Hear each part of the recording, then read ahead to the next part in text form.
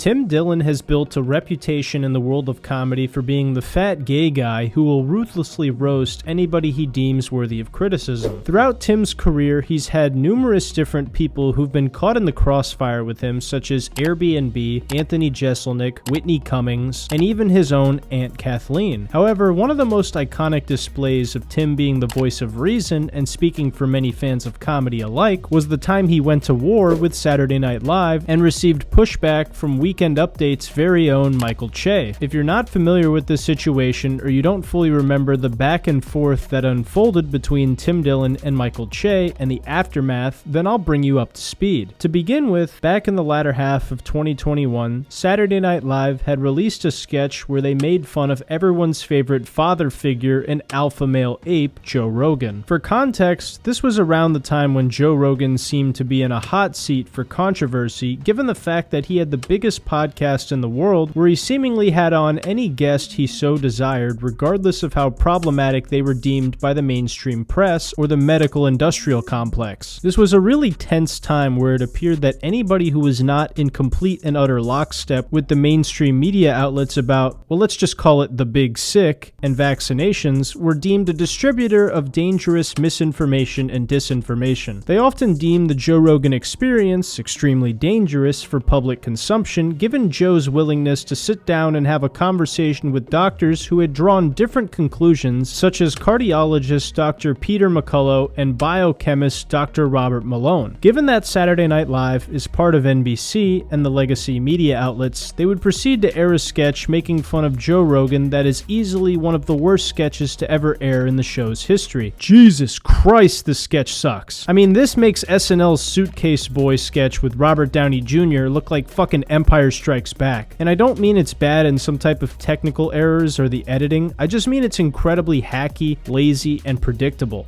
I used to host Fear Factor, and now doctors fear me. Can you help me, Joe? Oh, sure thing, Big Bird. You see, I took Carlos Mencia down. I could take COVID. Here's some zinc, and ayahuasca, and some horse medicine. Well, why would a bird take horse medicine? I'm a human, and I took horse medicine. Today's two sponsors are the letters S and D, as in I can S my own D.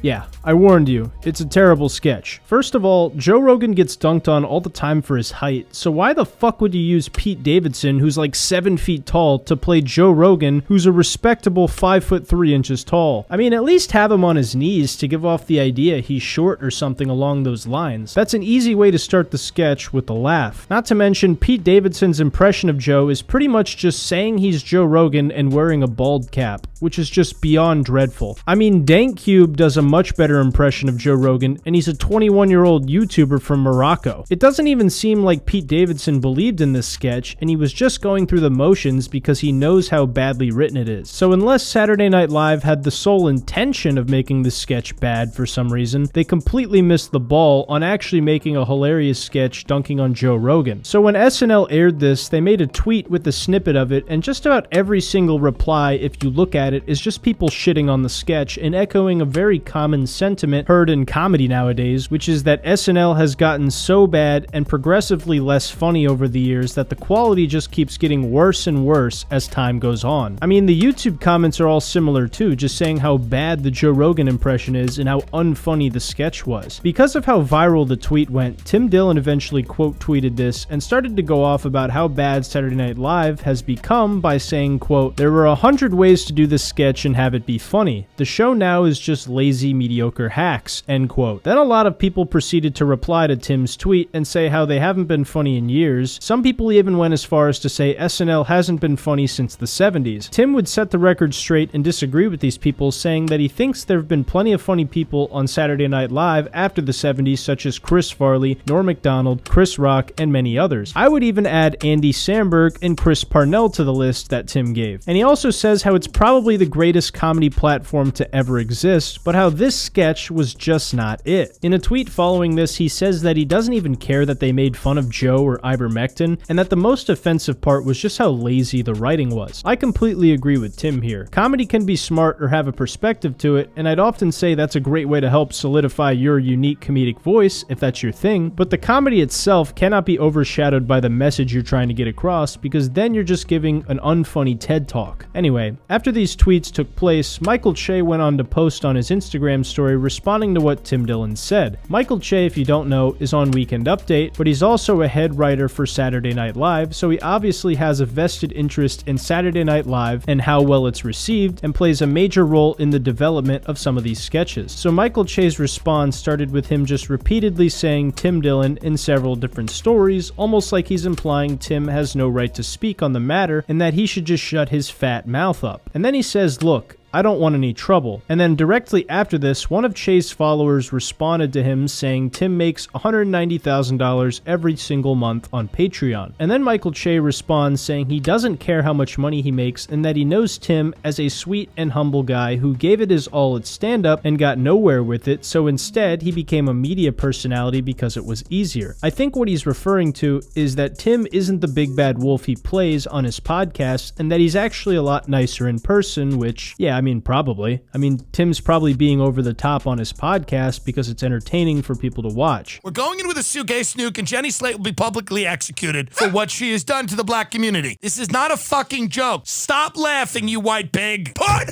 her in jail now. Put her in jail. Also, it's so weird that Michael Che edged people for his response like this instead of just posting his response to Tim right away. Not to mention, half of the response is him just saying how successful Tim is and how he's a nice guy, and before that he said he didn't want any trouble. Like, dude, you would have been so much better off just not responding to Tim at all. Then Tim Dillon responds to Michael Che and mops the floor with him in this tweet that says, quote, here's the reality. I sell more tickets than Michael Che ever has.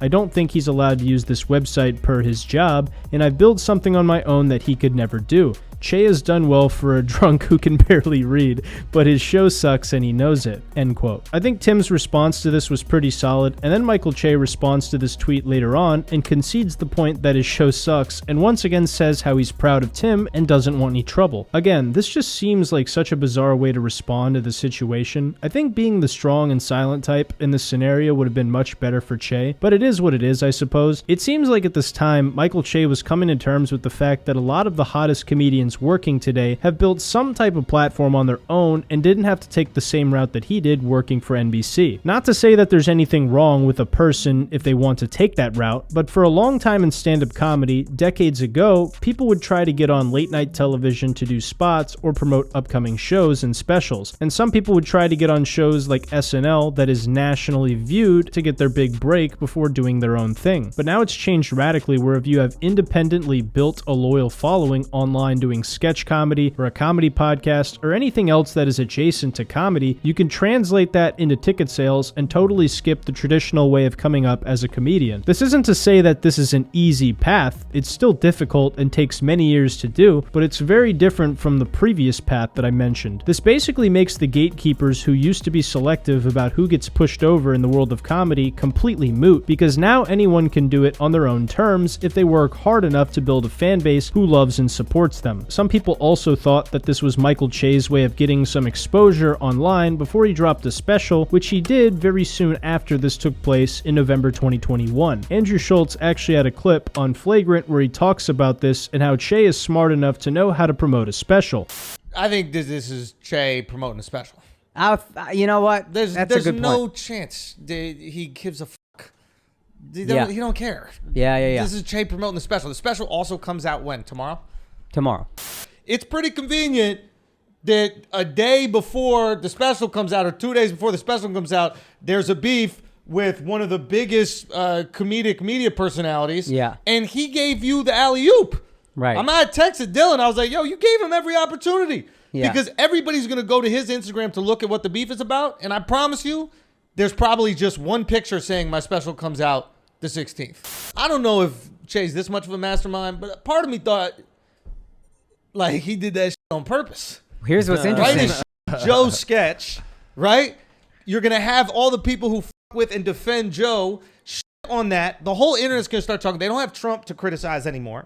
This could be true, but I feel like if Che wanted to get the most publicity possible, he should have just gone harder at Tim instead of just calling him a nice guy who he's proud of. I also don't think the bad sketch idea that Andrew pitched is super plausible, just because even though he writes for the show, he didn't get all the credit for that sketch being so badly received. So it could be right, but I highly doubt that's the case. Tim actually went on the Real Ass podcast with Louis J. Gomez and Colin Terrell and talked about this whole situation, and I think this response surprised him a little bit because he said he personally has never had a problem with Michael Che.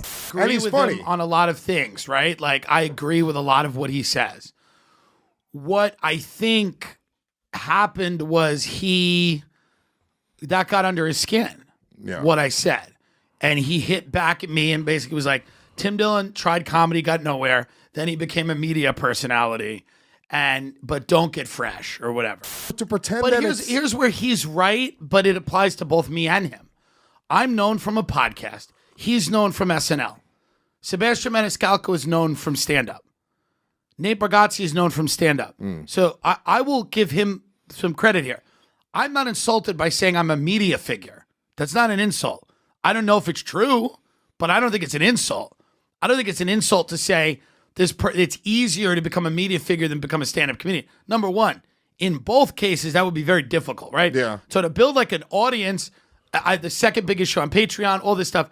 So I think Tim was pretty close here. Che might not have cared about what Tim had to say, but if he really didn't care like Andrew Schultz said, I feel like he wouldn't have said anything and found a better way to promote his up-and-coming stand-up special. I think Tim's point is excellent about how Che called him a media figure in a demeaning way, when in reality, that's not an insult and there's nothing bad or wrong about taking the path that Tim took. In fact, Michael Che is similar in the sense that he's known as the Weekend Update guy from Saturday Night Live. So Che's comments, if anything, just seem like the Spider-Man pointing meme. Once again, I'll reiterate that there is nothing wrong with either of these paths. It's really fucking difficult to make a full living and build an audience doing stand-up comedy only nowadays. So it makes sense that comedians are finding a more independent route that they can take to pay their bills while also building an audience. Realistically, if Michael Che quit SNL or was fired, I really think that he could make more money doing stand-up comedy on the road when you take merch, ticket sales, and potential social media content into account than he currently does working for NBC. Tim Dillon actually comments on this phenomenon of being happy he made it on his own terms instead of some other way because it kind of allows him to do and say what he wants.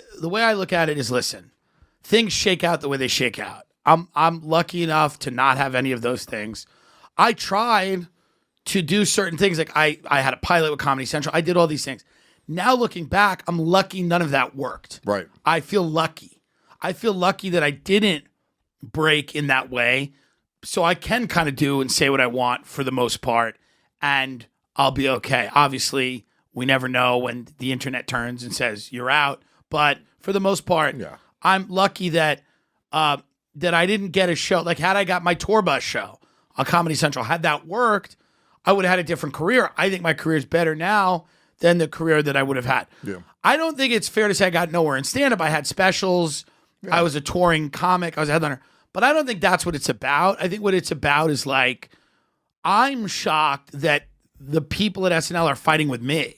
So Tim basically did it all by himself. He did stand-up comedy for well over a decade. He probably opened for and worked with some really cool comedians while paying his dues. But then when the big sick happened in 2020, his podcast just exploded and skyrocketed his success and audience to the size it is now. Because of this, Tim can shit on SNL every day of the week if he wants to for doing hacky sketches. Also, if Michael Che got off Saturday Night Live and did his own thing, I really think he could emulate the level of independence that so many other comedians are, like Shane Gillis, Tim Dillon, Nick Mullen, and so forth. Michael Che is a super funny stand-up comedian who, in my opinion, is super underrated, so if he does decide to change course when he eventually decides to part ways with Saturday Night Live, I would be legitimately curious to see whatever it was he decided to do next. Anyway, this was just me recounting the time that Tim Dillon butchered SNL, and Michael Che was caught in the crossfire of this. What do you guys think? Do you agree with what Tim Dillon said about SNL? Do you think he was wrong? Is taking the traditional media media outlet path outdated compared to carving out your own path as a comedian? Let me know what you guys think down below. I want to thank you all for your continued support by liking, subscribing, and watching the videos to the very end. That's all I got for you guys.